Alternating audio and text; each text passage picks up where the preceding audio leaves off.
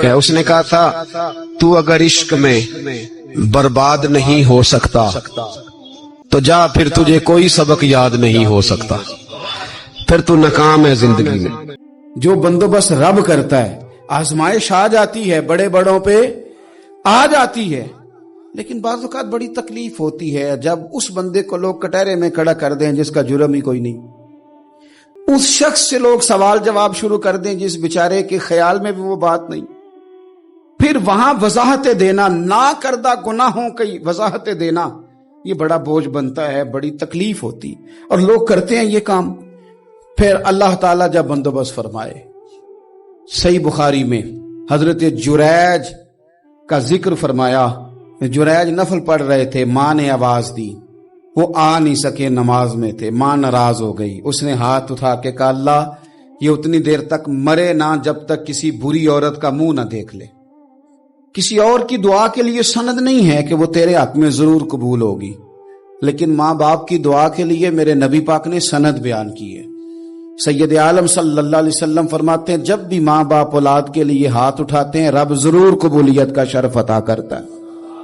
تو جہاں سند موجود ہے نا، کچھ افتتاح ابا جی سے بھی کرا لینے چاہیے، کچھ کام شروع کرنے سے پہلے صرف اماں سے ہی دعا کرا لینی چاہیے. یہ والا افتتاح بھی بڑے کام کا ہے کیونکہ یہاں سند بیان کر دیا میرے نبی کریم. تو جناب جریج کی ماں ناراض ہو گئی، کہنے لگی اللہ اس نے میری بات نہیں سنی. اب تھے تو وہ نیک، لیکن رب کریم کی حکمت کا تقاضا ہے، ماں کی دعا کو بھی قبول کرنا تھا. اللہ نے آزمائش میں مبتلا کر دیا. والدہ تو چلی گئیں، وہ ایک خیمے میں، ایک کٹیا میں، ایک جھونپڑی میں عبادت کرتے تھے، اللہ کو یاد کرتے تھے، رب رب کرتے تھے، اور لوگ ان کی بڑی تعریف بھی کرتے تھے. لوگ ان کے ارادت مند بھی تھے، عقیدت مند بھی تھے، اہل محبت بھی تھے. ایک عورت آ گئی، بس وہ اللہ کی حکمت پوری ہونی تھی. اس نے آ کے پہلے تو انہیں اپنی طرف مائل کرنا چاہا، جب نہ مائل ہوئے تو الزام لگا دیا. یہ ہمارے دور کا تقاضا ہے، لوگ پہلے آپ کو اپنے حق میں قائل کرتے ہیں، اپنی فرما برداری میں لانا چاہتے ہیں. اگر آپ نہیں آتے تو پھر وہ آپ کو مجرم قرار دے دیتے ہیں، یا میرے ساتھ چل ورنہ پھر میں تیرے خلاف پراپوگنڈا کروں گا. دو ہی باتیں. پہلے اس نے قائل کیا، جب جناب جنیج قائل نہ ہوئے تو اس نے قریب ایک چرواہا تھا، اس چرواہے کے ساتھ جا کے منہ کالا کیا. مقررہ وقت پہ بچہ پیدا ہو گیا. لوگوں نے کہا کس کا ہے؟ کہنے لگی اس خانقاہ میں، اس حجرے میں عبادت کرنے والے کا ہے. اگر کسی دیندار پر ذرا سا بھی الزام لگ جائے تو آپ یقین کریں کہ بڑے بڑے خوفناک لوگ بھی نیک ہو جاتے ہیں. جن کا اپنا سارا ماضی کالا سیاہ ہو وہ بھی اجالوں کے راہبر بن جاتے ہیں. جن کی اپنی زبانیں ساری زندگی آلودہ رہی ہوں وہ بھی بڑے بڑے اعلیٰ سچ بولنے لگتے ہیں. اعلیٰ کچے میرے مکان کی دیوار کیا گری، لوگوں نے تو میرے صحن میں رستے ہی بنا لیے. بڑے لوگ آ جاتے ہیں، پھر بڑا کچھ کرتے ہیں اور بڑے بڑے خوفناک جملے کستے ہیں. بس کو نقطہ جو ہاتھ آ گیا، ایسا جیسے گرنے کا انتظار کر رہے تھے. اب جناب لوگ اٹھے، احتجاج شروع ہو گیا، شور پڑ گیا. یہ بابا بڑا نیک بنتا تھا، نفل پڑھتا تھا، عبادتیں کرتا تھا، دیکھو اس کا حال کیا ہے کہ اس نے ناجائز بچہ پیدا کیا. بغیر تحقیق کے میں کہہ چکا ہوں کہ الجھے الجھے بکھرے بکھرے روز و شب دیکھے گا کون؟ لوگ تیرا جرم دیکھیں گے، سبب دیکھے گا کون؟ لوگ تیرا جرم دیکھیں گے، سبب کوئی غور نہیں کرتا کہ وجہ کیا تھی. او بھائی کچھ تو مجبوریاں رہی ہوں گی، یوں ہی کوئی بے وفا نہیں ہوتا. الزام لگا دیا، شور ہوا، احتجاج ہوا، دنیا کٹھی ہوئی. ان کا انہوں نے حجرہ گرا دیا، مارا بھی، پیٹا بھی، ایک نیک آدمی کو بدنام بھی کیا، برا بھلا بھی کہا، گالیاں بھی دی، جو کر سکتے تھے کیا. اب جب سزا دینے لگے نا تو جناب جریج کہنے لگے تھوڑی سی اجازت دیتے ہو؟ مار تو تم نے دینا ہی ہے. کہا جناب ٹھیک ہے دیتے ہیں. انہوں نے کہا صرف 2 نفل پڑھنے ہیں. اب وہ نفل پڑھ رہے تھے تو لوگ اس وقت بھی کہہ رہے تھے فراڈ ہی کر رہا ہے، دھوکہ ہی دے رہا ہے. چونکہ ذہن بن گیا نا، بدگمانی آ گئی. انہوں نے 2 نفل پڑھ کے ہاتھ اٹھائے، کہا اللہ جانا تو میں نے ہے، پر اس رسوائی کے ساتھ جنازے تک نہیں خراب ہو جاتے، قبریں تک نہیں لوگ بدنام کر دیتے. کہ اللہ جانا تو ہے، پھر اس رسوائی کے ساتھ تو میری مدد فرما. اب تو میرا کیس تیری ہی عدالت میں ہے، تو رحمت کا دروازہ کھول. ہاتھ اٹھائے، دعا مانگی، نفل پڑھے، پورے مجمع پہ نظر دوڑائی. कोई नहीं था सपोर्ट करने वाला। कल तक जो कहते थे ना तेरे लिए जिएंगे तेरे लिए मरेंगे, सारी उम्र ही आटा गुद्दा है, लखा कीते नहीं पेड़े। अब वक्त आया ही ते मोहम्मद बख्शा कोई नहीं हो बैठा नेड़े। एक बंदा भी नहीं था वोटर सपोर्टर साथ देने वाला, कोई नहीं था। तो जनाब जुनैद बच्चे की तरफ इशारा करके कहने लगे कोई नहीं बोल रहा, तू ही बोल के बता दे तेरा बाप कौन है, तू ही बोल के बता दे कौन है। अल्लाहु अकबर। मेरा रब जब चाहे तो बच्चे बोलते हैं, रब चाहे तो गूंगे बोलते हैं, रब जब चाहे तो फिर पत्थर भी बोलते हैं। जब कहा ना तू ही बता तो बच्चा बोला और बोल के कहने लगा मेरा बाप जुरेज नहीं, मेरा तो वो है जो बकरियां चराने वाला है, वो मेरा बाप। जब रब करीम ने तौफीक दी तो बच्चा बोल पड़ा। जब रब बंदोबस्त करता है किसी की इज्जत की हिफाजत का तो फिर कोई उसे रुसवा कर सकता। याद रखना जब रब मुहाफिज हो तो फिर लोगों का प्रोपेगेंडा वहां कुछ कर सकता। लोग कई दफा बड़ा गहरा जाल बुनते हैं, साजिश का रंग बड़ा गहरा होता है, आम सादे आदमी उसको समझ नहीं पाते, उस प्रोपेगेंडे का हिस्सा हो जाते हैं, उन्हें पता ही नहीं चलता ये बात दरअसल क्या की जा रही है। ये कितनी गहरी हसद की आग है जिसको लोग बुग़्ज़ के साथ हवा दे रहे हैं, अपनी अदावत के साथ उसको ज्यादा जला रहे हैं। हजरत सैयदना आयशा सिद्दीका रज़ियल्लाहु ताला अन्हा बयान करती हैं, और लुत्फ की बात ये भी बुखारी में मौजूद है। मैंने जनाब जुनैद का किस्सा अर्ज किया तो बुखारी से, ये अर्ज कर रहा हूं तो बुखारी से। ये वाकया मैं हुजूर की उम्मत के किसी वली का बयान करता तो लोगों ने कहना था हमारी समझ में नहीं आता। बाज लोगों का ख्याल है कि दाता साहब की करामत भी नबी पाक की बयान करें। ओ खुदा के बंदों को ख्याल करो, दाता साहब तो कई 100 साल बाद आए हैं, वहां अगर कोई करामत होगी तो हुजूर बयान करेंगे। अगर नबी करीम ने पिछले बनी इसराइल के वलियों की करामतें बयान करके तुम्हें बताई हैं तो उसका माना ये है कि अगर वहां अल्लाह ये शान अता कर सकता है तो तुम तो उम्मतों की सरदार उम्मत हो, उन पर तो निरा फजल है, तुम पर तो रब का फजले कबीर है। तो बस लोग समझने को तैयार नहीं, पिछलों की मान लेते हैं।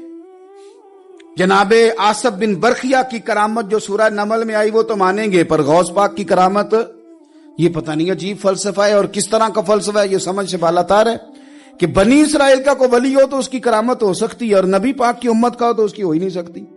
क्या माना है इस बात का? और लोग हैं कि दादो तहसीन दे रहे हैं, वाह वाह कर रहे हैं। अल्लाह ताला समझने की तौफीक अता फरमाए।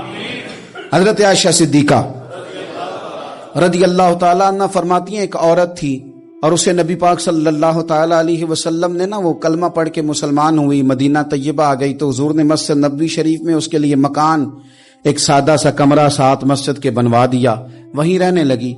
अक्सर वो सैयदा तैयबा के पास आती तो हजरत आयशा सिद्दीका रज़ियल्लाहु ताला अन्हा फरमाती हैं वो बड़ी बातें सुनाती और आखिर में कहती वो हार वाला दिन भी बड़ा अजीब दिन था और मेरे रब की कुदरतों का दिन था, वो भी बड़ा अजीब दिन था। सैयदा आयशा सिद्दीका रज़ियल्लाहु ताला अन्हा एक दिन फरमाने लगी कि तू हार वाले दिन का बड़ा जिक्र करती है, वो क्या दिन था?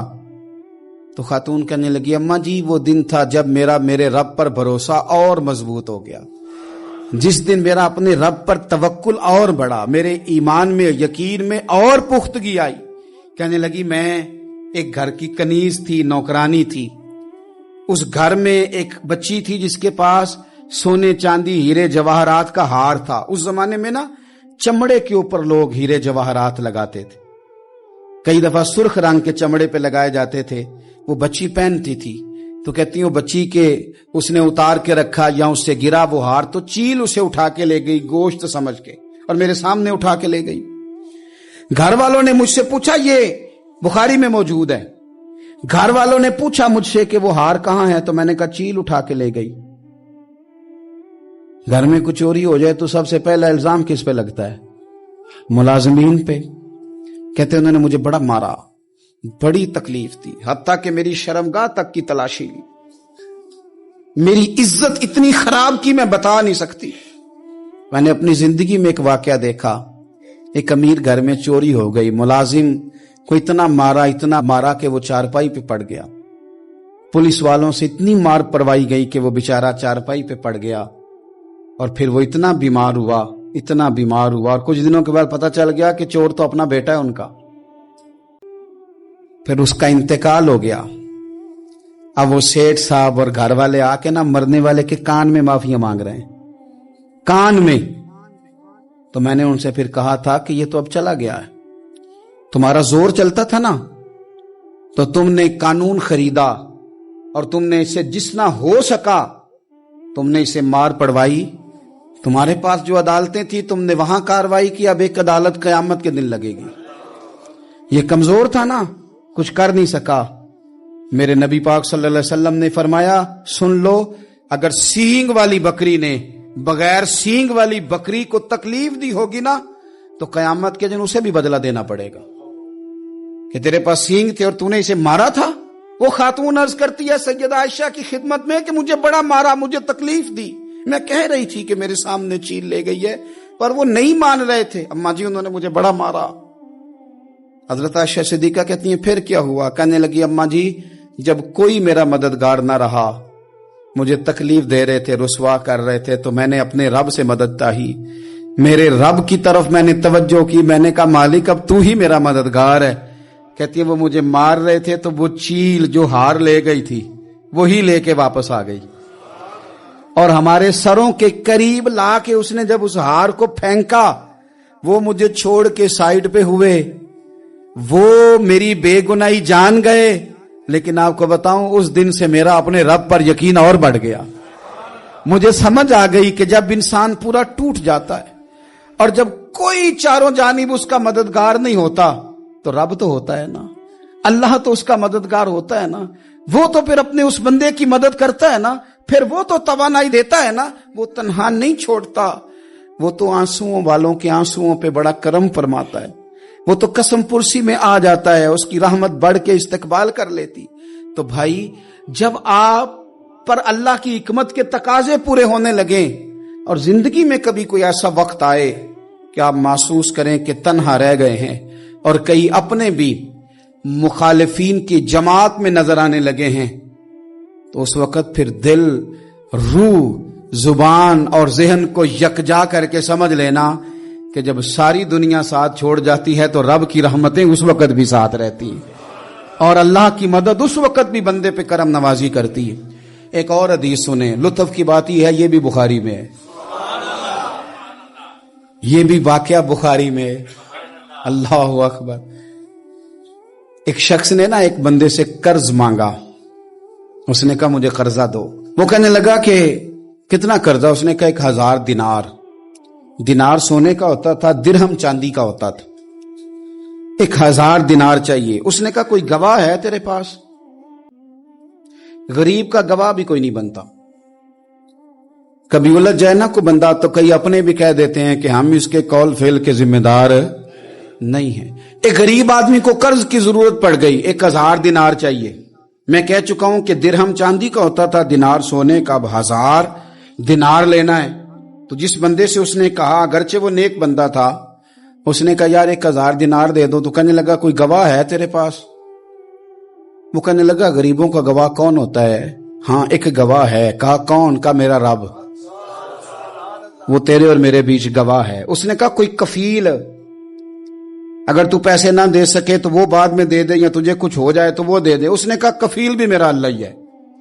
मेरे पास अगर है तो रब करीम का नाम है, अगर एतमाद कर सकता है तो कर ले। बंदा नेक था, उसने कहा रब के नाम पे, रब की किफालत पे, अल्लाह को गवाह बना के मैं तैयार हूं तुझे 1000 देने को।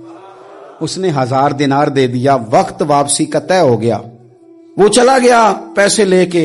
उसने पूरी मेहनत की कि मैंने वक्त पे पैसे लौटाने, पूरी मेहनत भी कर ली, अल्लाह ने मदद भी कर दी, पैसे भी उस तारीख को उसे मिल गए। बाद लोगों का तो लौटाने का दिल ही नहीं ना होता।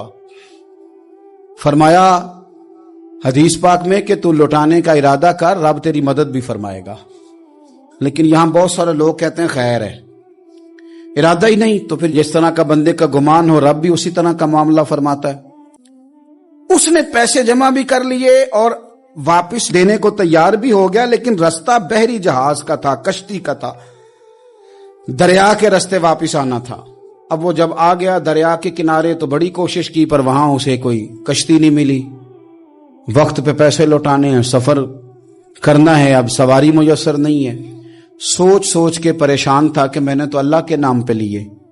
अचानक दिल में एक तजवीज आई, उसने एक लकड़ी ली, लकड़ी को अंदर से खोला, 1000 दिनार उसमें भरा, बुखारी पढ़ रहा हूं, और साथ एक खत भी लिखा कि यार मैं पैसे पहुंचाना चाहता था पर मुझे कोई चीज नहीं मिली, दरिया के उस पार आने, अल्लाह के नाम पर तेरी तरफ रवाना कर रहा हूं। और ये कह के वो लकड़ी दरिया में रख दी। वो लकड़ी डूब गई है, वापस आ गया। वो जिसने पैसे लेने थे वो ऐन मुकर्ररा वक्त पर दरिया किनारे आया। सुबह से सरे शाम तक उसने इंतजार किया। दिल ढलने लगा तो दिल में ख्याल आ गया कि यार नहीं, उसने देने ही नहीं, झूठा वादा कर गया, पहुंचा ही नहीं वक्त पे। अब जब वापस लौटने लगा तो अचानक दरिया में एक लकड़ी तैरती हुई दिखाई दी।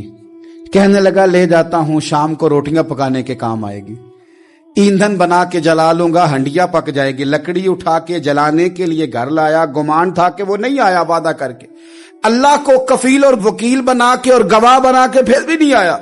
लकड़ी लेके घर गया, बुखारी है, और जब उसको चीरा ना कि मैं इसकी आग जलाऊंगा, खोला तो अंदर से 1000 दिनार भी निकल आया, खत भी निकल आया।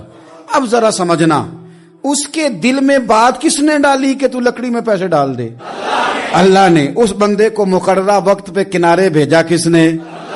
लकड़ी सिर्फ उसी के हाथ आई तो ये बंदोबस्त किया किसने? अल्लाह ने। घर जाके चीरी तो पैसे बाहिफाजत उस तक पहुंचाए किसने? तो फिर हमें भी तवज्जो अल्लाह की जानिब ही करनी चाहिए। हमारे पे दिल की तवज्जो रब की तरफ ही होनी चाहिए ना। हमें इधर उधर जाने की, देखने की, बंदों पर गौर करने की जरूरत क्या है? वो पैसे पहुंच गए, ये वहां अपनी जगह पे परेशान था। इसने 1000 दिनार और जमा किया। फिर दोबारा एक दिन दरिया किनारे आया, कश्ती मिल गई, बैठ के अपने उस भाई के पास आया, कहने लगा देखना मुझ पर बदगुमान ना होना, पैसे उस तारीख को भी जमा कर लिए थे। दरिया पे आया था पर कश्ती नहीं मिली थी।